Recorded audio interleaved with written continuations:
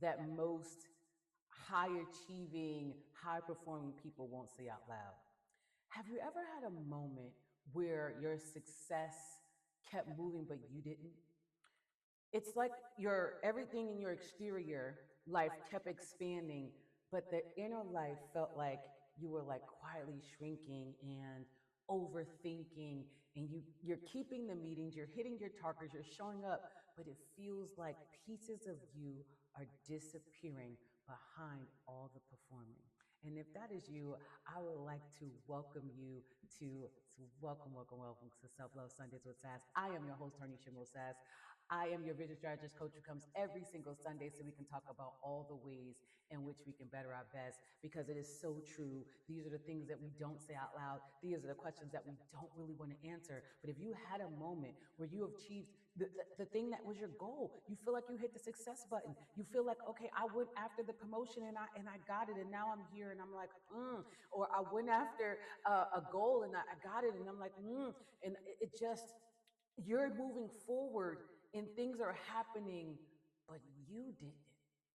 And so, the feeling is not as random as most people think it is. And a lot of times, especially those who are high performing, high achieving, we kind of shrug it off as it's, oh, this is random, or it's just a moment. But no, it's really information.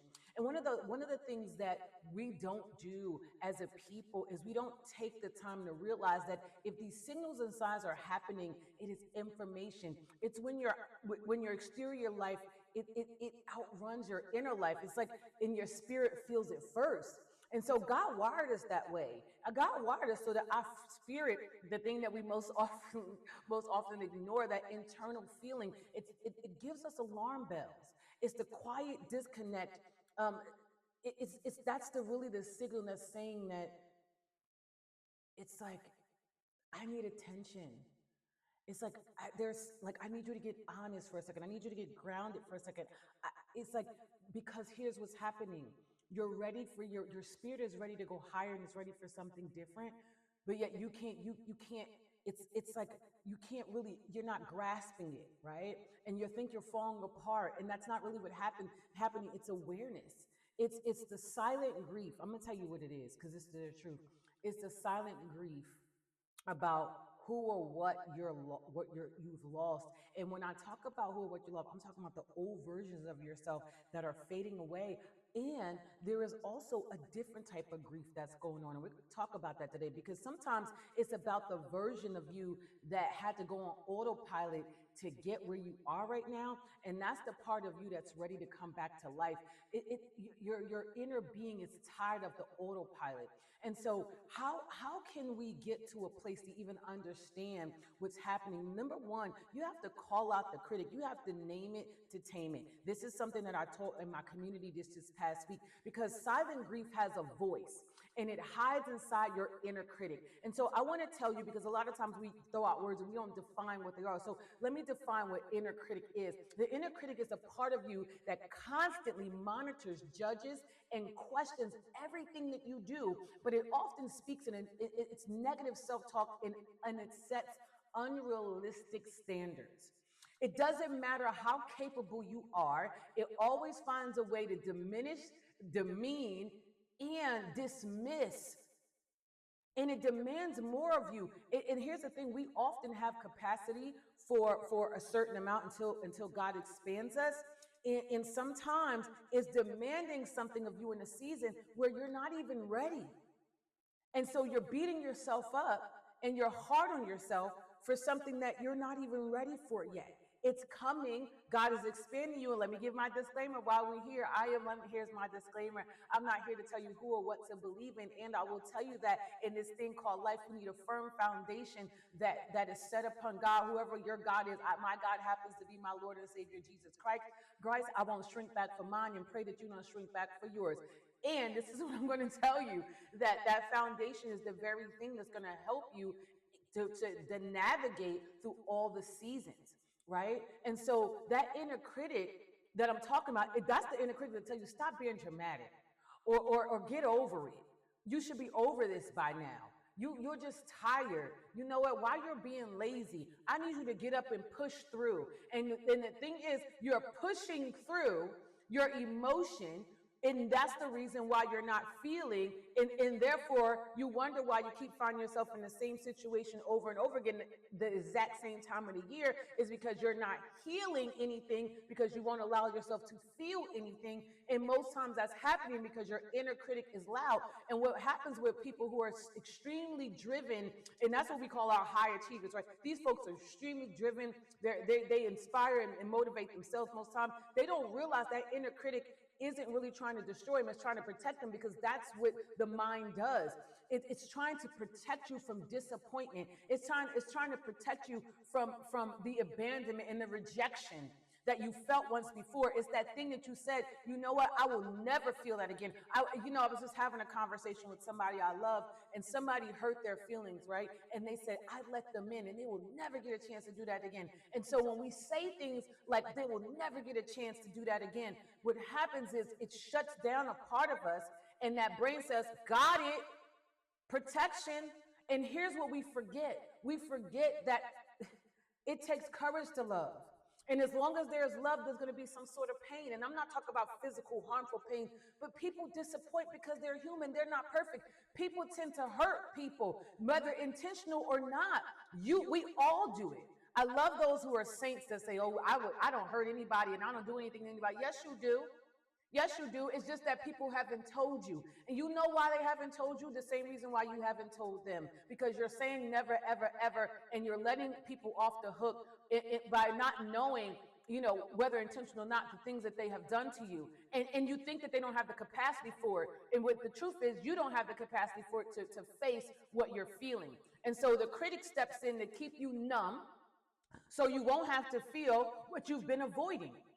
You're avoiding the hot conversation. That's the honest, open, and transparent one. And it's not about how they're going to respond. It's about the fact that you get to speak your truth, and your truth is valuable.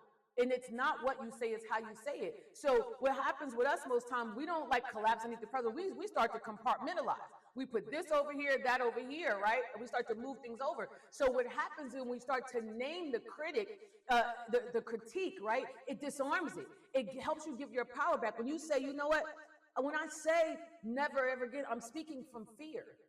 That's my grief talking.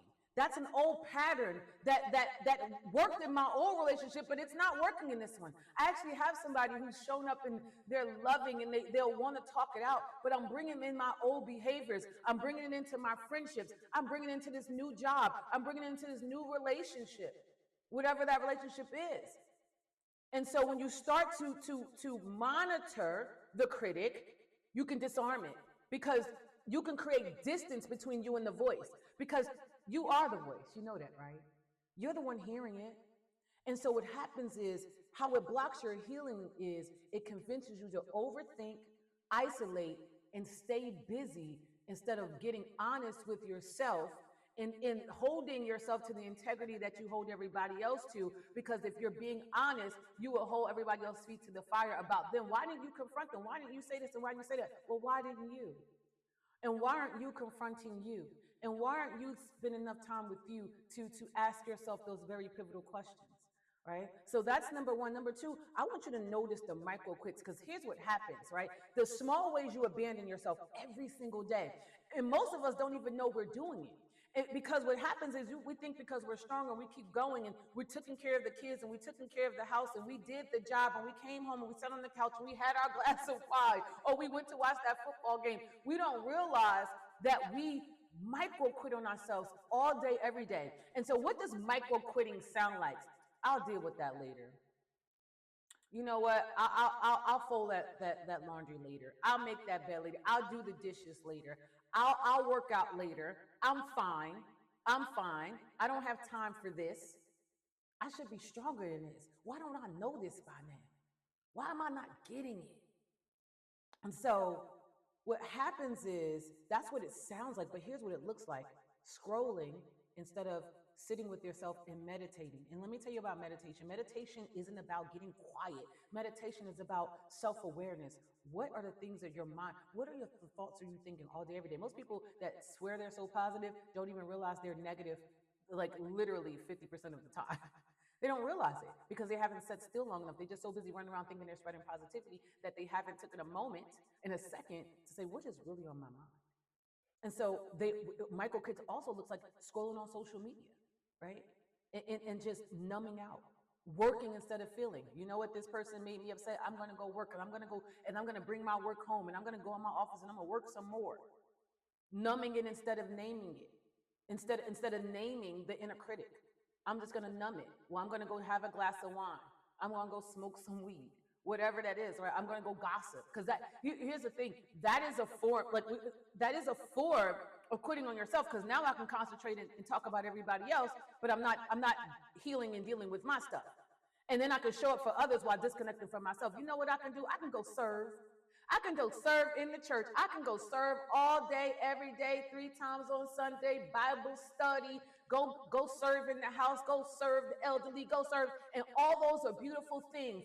And if you're using it as a way to avoid yourself, guess what? You are quitting on you. No one else has to quit on you.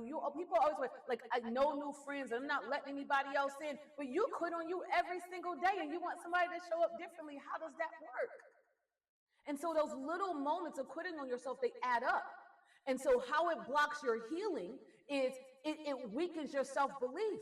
Because you're going to because you continuously betray yourself. You say, I'm going to work out. You say, I'm going to have that conversation. You say, I'm going to go after that new job. You say, I'm going to start the business. You say, I'm going to stop scrolling. You say, I'm going to go spend more time with my children. You say, I'm going to start the t-shirt line. You say, I'm going to read the book and I'm going to actually finish it this time. You say, I'm going to write the book. But what happens is the critic realizes that you never follow through. Because you quit on yourself all day. I'll get to it. I'll get to it. I'm going to hire the coach. I'm going to get the therapist. I'm going to work on myself. And then guess what I'll go do instead? I'll go get on the phone and talk about everybody else. I'll be mad and complain and drain all about the job, but I'll show up like I'm super positive. So what's happened is blocking healing, because the deeper the disconnection, you make grief heavier, because you can't really carry it alone. So what's happening is, and why you're starting to feel these feelings, it's grief. You're grieving the things that you are not doing. You're grieving the old parts of you that's really trying to leave. And it's like, wait a minute, you're trying to hold on and it needs to go. Because here's the thing, when you micro quit, the reason why we don't get to the goals, here we are at the end of the year and we start off so strong in January, but here comes November, December, you're not where you want to be, is because all year long you've quit on yourself at least once or twice a day. At least once or twice a day. And so could you imagine if you intentionally focus, 2 hours out of a day, however you decide to break it up, an hour in the morning, an hour at night, but if you intentionally dialed in, instead of quitting yourself, how much further will you be? But this requires a level of honesty that a lot of us don't want to dig into, right? And then here's the next thing I want you to do, because I'm talking about the inner critic in you. Okay, because there are things that are happening, and the old parts are dying, right? And you're hearing all these things, and you just seem like, I can't move. I don't know what my next move is. And here's what I want you to do with that. I want you to listen to, is the critic even you? Is the critic even you? Because oftentimes the inner critic didn't start with your own voice. It started with the parent who expected perfection, the parent who didn't know anything about emotional intelligence, and so they raised you on guilt. The coach who pushed you too far and coached you without care. The kids who bullied you when you were younger. The leader who rewarded performance over well-being. Listen, I don't care how you feel. Show up, sick, tired. It don't matter. You got to hustle. You got to bustle. You got to grind.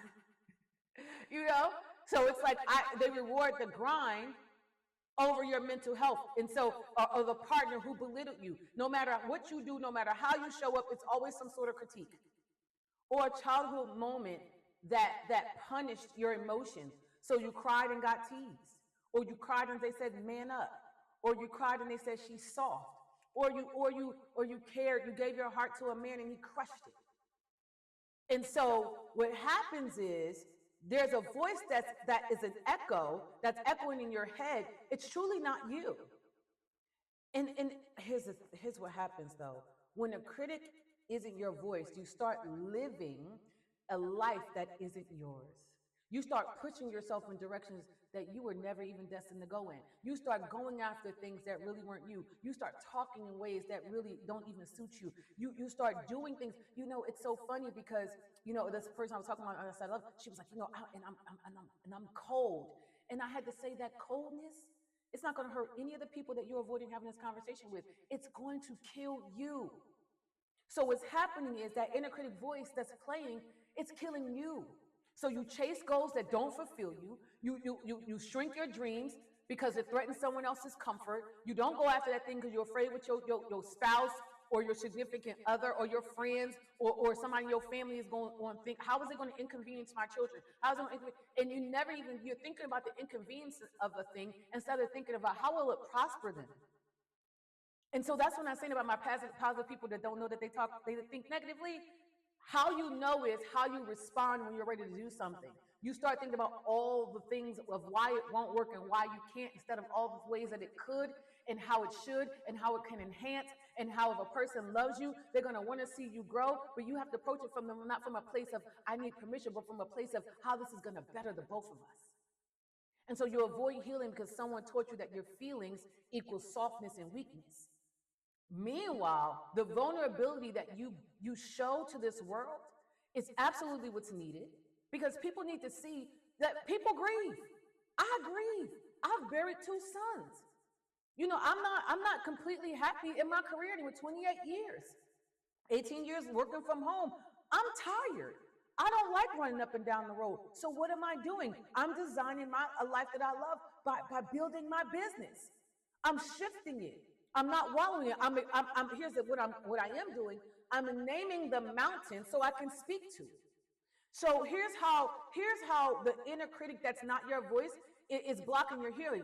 That borrowed voice, that's what I call it, the borrowed voice cannot lead you into a future God designed for you because it's holding you back. And here's what happens most times. That person is long gone from your life. So now you've picked up the baton. So the person who used to beat you, especially if you've grown, if you 30, 40, 50, 60, your parents are not beating your tail no more. But you know who picked up the belt? You did. And so then you want to keep blaming everyone else. At this point, it was not your fault, but it is now your responsibility. It was not your fault what they did, what they said, how they did it, how they moved. And now, once you pass that rightful age, and I'm going to say of 20, it's your responsibility to start healing it. Do it while you're younger, so by the time you hit 50 like me, you are well into your growth cycle and your healing, so that these things don't continue to set yourself back. Because if you wonder why every single year, the same year pattern, so I'll tell you one of my patterns. I'll be so vulnerable with you. Every single year around the November timeframe, I notice that my credit card bills are so much higher. I can do good all year long, but there's something that happens around that September, October, November timeframe where all of a sudden everything just goes berserk. I have a money pattern. There's something that's happening. So what did I have to do? I had to get quiet. What is happening? First of all, I had to notice that this is happening. So I had to get quiet. What happened around this time of the year? What am I overcompensating for? What am I avoiding? And then I realized I got married 1.5 times. We won't talk about the half. Once in September, once in November. I'm avoiding the failure of it all. What feels like failure. Because that was never supposed to be my life. I was supposed to be at 50 married and, traveling the world and speaking all over the world and walking into this life where, I'm helping people heal. That was the plan that I made. And so I noticed that I started to overcompensate for that by my spending. And so I'm sharing this with you with the hopes that you understand that when I come and speak to you, it's never from a high ground. It's from, I understand this. So now that I've recognized the pattern, I'm not going to say, oh, I'm not going to just spend. That's not realistic. What's realistic is, let's get down to the root of this. Let's get down to the root of it. What am I really feeling and tapping in? And so I'm actually been using the, it's How We Feel or What We're Feeling app. It's a free app. You guys have to look it up. You can Google it. It's a free app to tap into your emotions. And I've also been tapping into my therapist, because it's super important. When you want to be successful in life, you have to have tools in your toolbox. The tools that are in my toolbox is my meditation, my time with God, my therapist, my coach, and my community. Those are the tools. And so what those tools allow me to do is not isolate, so that guess what I can do? I can name call out the critic. I can name it. I can name it that it's fear. I can name that it's something happening with my finances because I'm avoiding something. I can name the micro quits, the small ways I abandon myself by going, even though I said I had a financial saving journey that I want to be on. Now I got to take the money and do something else different with it. So I quit on myself. I can name it. I can know that voice, that critic that's in my head, it's not me. It's not me. It's my mother who tells me that I'm over. You so dramatic. Oh, you just so sensitive. Yes, I am. But now I can own it. And what I'm no longer doing is blaming my mother for being the best person she can be, she could have been.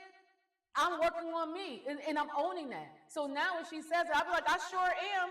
I sure am sensitive down. And it's so beautiful because I'm so sensitive, it makes me empathetic. It makes me want to lean in and love on people. It's the reason why I became a coach, because I'm sensitive and because I know that women can design a life that they love so they can start loving the life that they live, because I know that they deserve the love that they so freely give. I know so many high achieving women that earn in 6 and 7 figures, but then they're not fulfilled. And I know that because the way I love, I can walk them through what I had to see for myself, because oftentimes we don't even see that that's happening. We feel something is going on. And of course we do have perimenopause and menopause, but it's not always that either, and it's not always the enemy.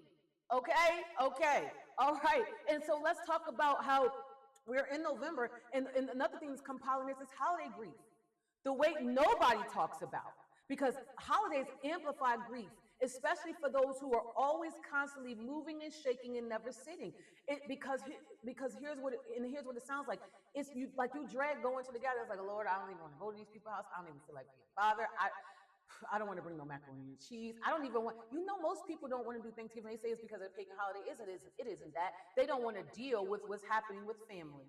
They don't, it's the pressure that they have, feel like they got to be on, or get ready to field all the questions that's going to happen about why they got married, or why their kids did this, or who's going to gossip about that, who's going to say something about your outfit, who's going to critique, who's going to put you down. Or they just want the guilt for just wanting space and not even wanting to celebrate. The heaviness hits out of nowhere, but you feel like you got to perform. You still got to show up for your children and your significant other, instead of saying, you know what, today I'm going to choose me. I'm going to choose me this morning. And you think when you have kids, you can't do that. Yes, you can. Now, can't choose yourself all day, but you can get up an extra hour early and just choose to sit and be with you and love on you. Right? And the sadness that don't make any sense, because you don't even realize you're grieving. You're grieving parts of you that's trying to leave, and you want to hold on so bad. In the loneliness in the room full of people, because you don't even belong in the room. You keep showing up at these events, going to these people places. Now, I'm not talking about family, because family is family, okay? And I believe you should love on your family. And if your family is toxic to the point where y'all fighting, don't do that, okay? I'm talking about, you know what? You already know your aunt gonna be who she is. Let her be. I love that about, let them be whomever. Mel Robbins, let them. And you get to be you. And I'm not even dealing with that, right? But that loneliness in a room full of people is because you haven't tapped into you. It's because you are actually being called to a higher room that you are fighting going in and don't even realize it. And most often, too, sometimes we feel it and we know it. We know we're going to, but it's like you're confused because you're in this in between space. I get that too. And because you function so well, people always assume you're fine. But healing doesn't begin when you pretend, right? It begins with paying attention. So I need you to start paying attention to you. I need you to start paying attention to the fact that you may have lost a loved one around this time, so you don't want to celebrate the holidays. Last year after Christmas, we lost my cousin. I know this Thanksgiving is going to be extremely hard for my aunt and her granddaughters that she is now raising, because now this is their first Thanksgiving without their mother. This is her first Thanksgiving without her daughter. And this is why I say family is so important. We take for granted a lot of times that we have family, and we go on these tangents of not speaking for months and years, never realizing the regret that can happen as a result of that. And I'm not talking about if somebody abused you. Please don't get this misconstrued, and please don't come and leave my comments. I need you to have common sense to know that I am not talking about anything to dealing with abuse. at all. If you are abused in any sort of way, mentally, emotionally, physically, no, I don't ever want you to put yourself in those spaces. Ever. I'm not talking about that. But some of this, if we're being honest, is not abuse. Some of this is just that we don't agree. And we want people to walk and chew gum and be a certain way so that we can walk into this fake positivity. That's not really real, needing people to perform and be who you need them to be. What's really real is you being who you are, showing up in the space fully you. Don't worry about them. And however they come, guess what? Still standing yours. Okay? I need you to do that this holiday. You deserve to be you. If they don't worry about what they have the capacity for. It's not your business what they think about you. It's your business what you think about you. It's your business that if you're grieving this holiday season, that it's okay. And it's okay to say to somebody, you know what, I'm grieving right now.